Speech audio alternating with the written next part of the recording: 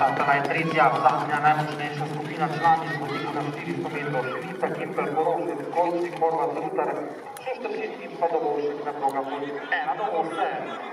Takole tam na peti progi Anita Horvat iz Velenja, mislim, da si je pritekla lepo prednost po prvih 180 metrih. Takole še 200 metrov do cilja Anita Horvat. Takole letos že z odlično 800 odličnim rezultatom na mednarodnem mitingu. Anita Horvat je prva, ki prihaja v ciljno ravnino, tam sledi Vika Rutar iz Ljubljanskega Masa, Anita Horvat pa takole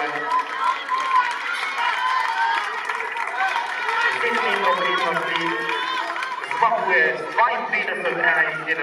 52-71 za Anito Horvat, zmagovalka tretje skupine oziroma kar recimo zmagovalka teka na 400 metrov. Takole uradne rezultate čakamo.